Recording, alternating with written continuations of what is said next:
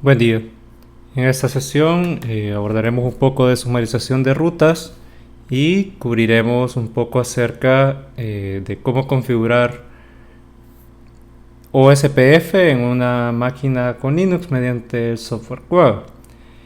Si recuerdan en nuestra sesión anterior, trabajamos un poco en conectar distintas áreas al área 0, en cómo propagar o inyectar rutas de distinta naturaleza hacia OSPF que han sido aprendidas de manera externa, ya sea directamente conectadas o rutas estáticas o que hayan sido aprendidas mediante otro protocolo de enrutamiento. Y quedamos pendientes con empezar con el tema de cómo sumarizar rutas. Para ejemplificar lo que queremos lograr, vamos a abrir una consola en el enrutador 6 para inspeccionar la tabla de rutas. Si vemos en este caso, vamos a ver que se ha aprendido una ruta para cada uno de los segmentos interárea que pertenecen al área 1. Entonces, si vemos esto, nos vamos a dar cuenta que hemos aprendido cada una de las rutas para uno de estos segmentos. Mas, sin embargo, si usted es cuidadoso al momento de asignar sus direcciones de red, recordará de las nociones básicas de asignación de direcciones que estas redes se pueden sumarizar. Entonces, en lugar de propagar 3 rutas, por ejemplo, podríamos propagar una sola ruta e inyectarla dentro de OSPF. En una red pequeña como la que estamos utilizando para nuestra topología de ejemplo, tal vez no sea tan significativo, pero en una red con cientos de segmentos, eso va a sobrecargar las tablas de ruta de los enrutadores.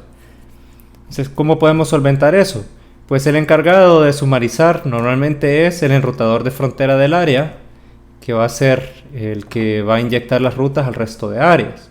¿Por qué este enrutador? ¿Por qué no sumarizar dentro de otros segmentos si hubieran más segmentos dentro de la misma área?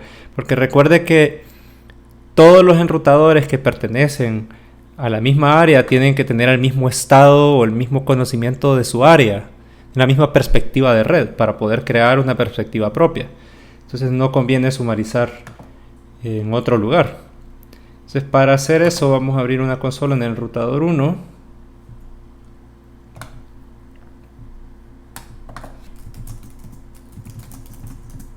Vamos a entrar en el modo de configuración de OSPF. Recuerde iniciar el mismo proceso con el que he estado trabajando. Y dentro de el área 1, que es donde se originan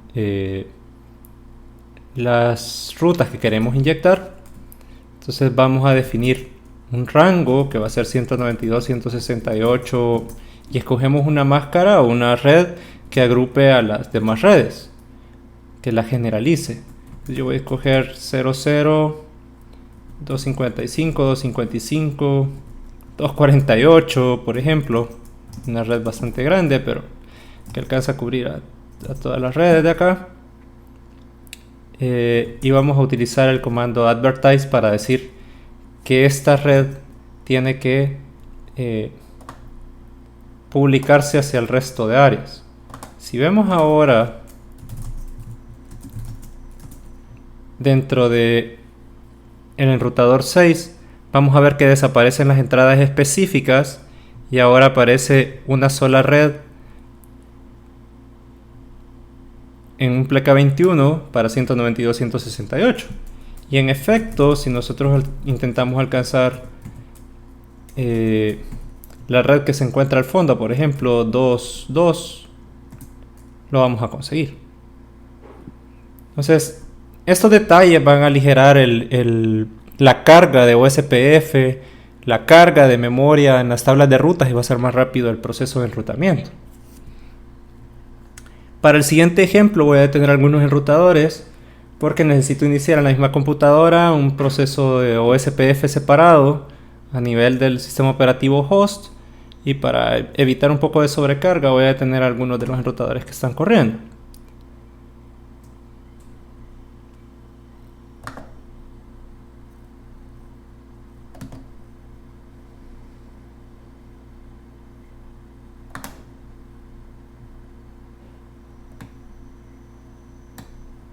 Veamos que recién acabo de detener los enrutadores.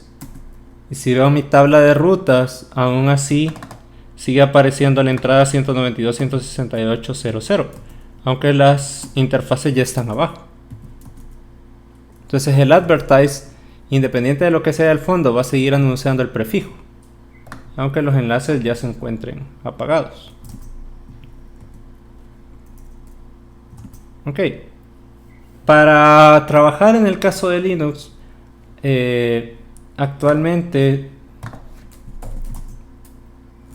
hay una interfaz en el sistema nativo o en el host. Hay una interfaz tab ya creada con la dirección 198.122.1.1 con máscara pleca 24 del lado de Linux, que está conectado ahora a una nube acá dentro de GNS3 y que está conectado con la interfaz FAS00 del enrutador 2. Para trabajar necesitamos instalar un paquete que se llama Quagga. Yo ya lo tengo instalado, así que no se va a instalar. Y por defecto los archivos de configuración de Quagga residen en etc Quagga.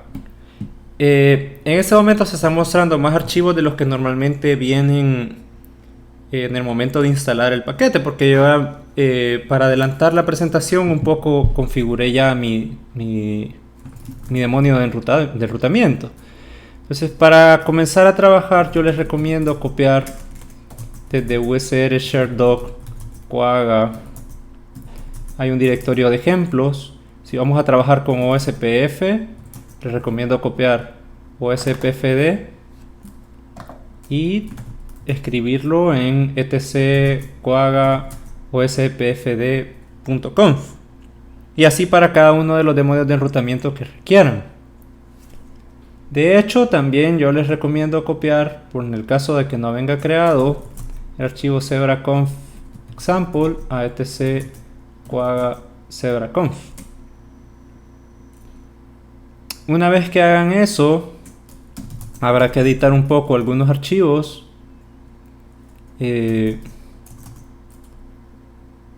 Veamos, por ejemplo, daemons. Por defecto todos vienen apagados, todos traen la palabra no. Entonces hay que encender para los que ya tenemos configuración y queremos utilizar. Zebra es el demonio de enrutamiento básico para configurar IPs y otras cuestiones. Lo voy a encender. Y OSPF es el demonio para OSPFD es el demonio para trabajar con OSPF. Se cambian así, se guarda este archivo. Yo normalmente, porque algunas veces en el pasado Quagga era un poco susceptible con esto, suelo cambiar los privilegios de Quagga de todos los archivos de configuración que haya. Además de hacer esto,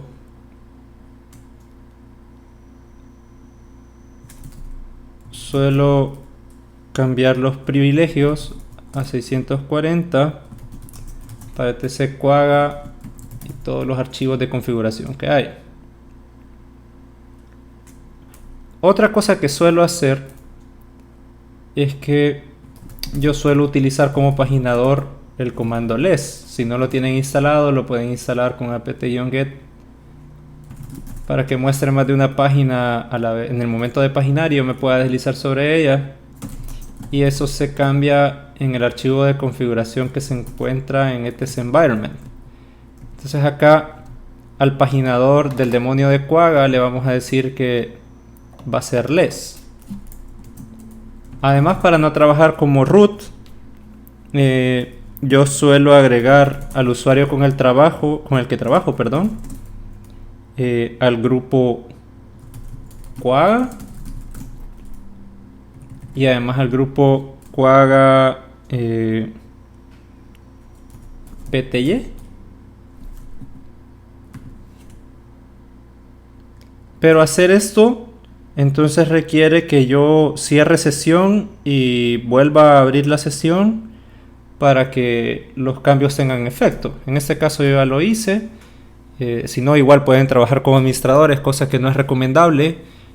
Sin embargo, cada quien es responsable de la gestión de seguridad de su sistema y de su red.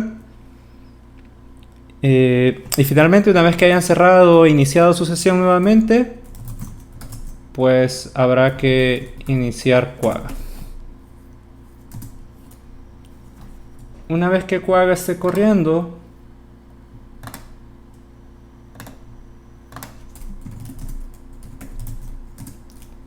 ustedes pueden iniciar BTISH. Recuerden que como estoy utilizando, tal vez no se apreció, pero lo voy a repetir. Como estoy utilizando LES como paginador, vean que me apareció acá el END porque no hay nada que paginar. Si presiono la letra Q, avanzo la página, entonces llego al modo de configuración global. En el caso de configurar con OSPF con Quagga es bien similar al caso de Cisco. Prácticamente es un clon de Cisco. Entonces hay que entrar en el modo de configuración global y ahora router OSPF. Noten que aquí no hay un identificador de proceso, sino que solo puedo tener un proceso. Y una vez que tengo esto ahora, en el caso de router OSPF, voy a seguir las mismas condiciones. ¿Qué son las mismas condiciones? Bueno, voy a agregar ahora una nueva área que va a ser el área 3 entre Quagga y el enrutador 2. Entonces voy a hacer network 198.122.1.0 y noten que network acá, de hecho lo voy a borrar, me pide un prefijo completo. O sea, aquí no voy a utilizar wildcards. Entonces es un poco más simple. Perdón, me falta agregar el área al que va a pertenecer, al área 3, y ya en este momento ya pertenece entonces mi interfaz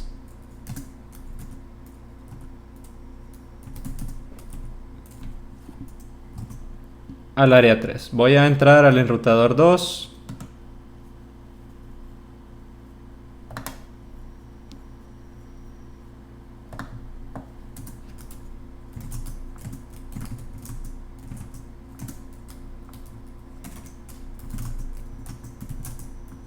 Entrar al proceso de OSPF que ya tengo corriendo. Puedo utilizar el comando network para decir que 198.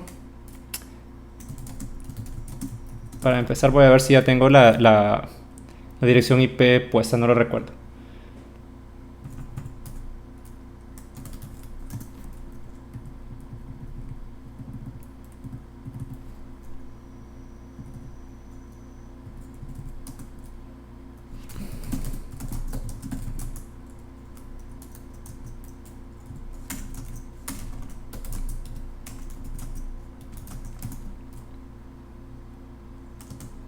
De hecho, no tengo asignada la dirección.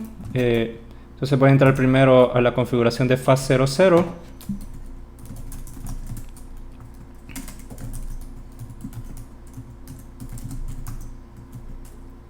...198...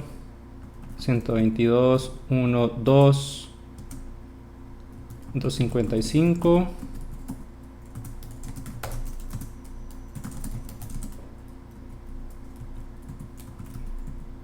Vamos a tratar de hacer ping al otro extremo. Alcanzamos a hacer ping.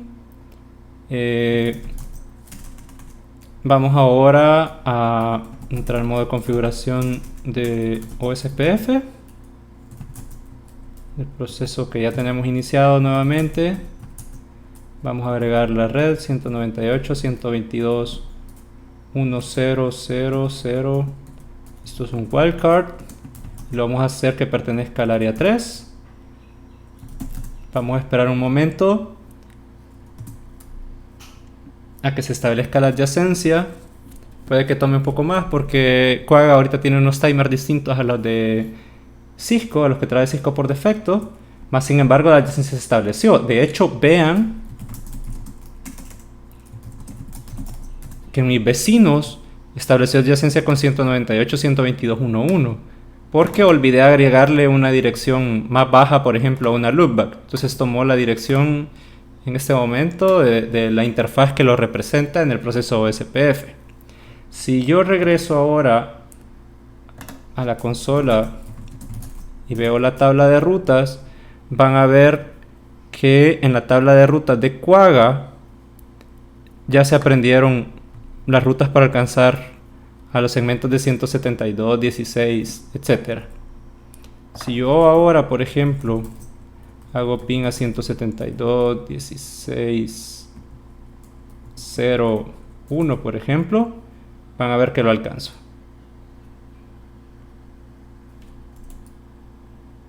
Entonces, en realidad, trabajar con Quagga no es tan complicado.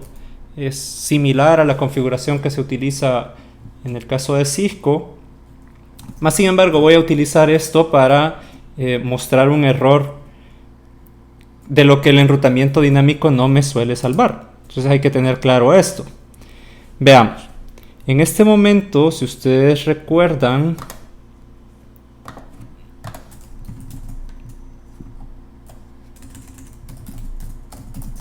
y veo las interfaces que están activas en mi computadora, van a ver que mi tarjeta de TH0 está desconectada. Tengo una loopback con 127.0.1, una interfaz TAP con 198.122.1.1 y una interfaz inalámbrica que está conectada en el segmento 192.168.13, que es mi proveedor de internet. Si recuerdan, en mi topología, el enrutador 1 empezó a hacer advertise o anunciar toda la red que se encuentra en el área 1 como 192.168.00 pleca 21. Y eso incluye a la red, por ejemplo, de mi proveedor de servicios. Lo cual no es cierto que se encuentre en este segmento. Entonces, sin embargo, si yo veo ahora, vamos a ver si aparece eso que les estoy mencionando. Tengo una entrada para alcanzar en este momento a 192.168.024 en WLAN 0.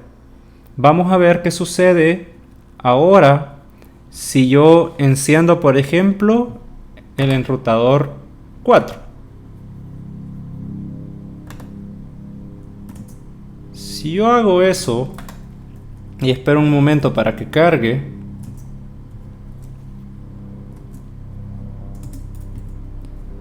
vamos a ver que tiene que generarse, supongo yo, una nueva entrada para alcanzar a 192.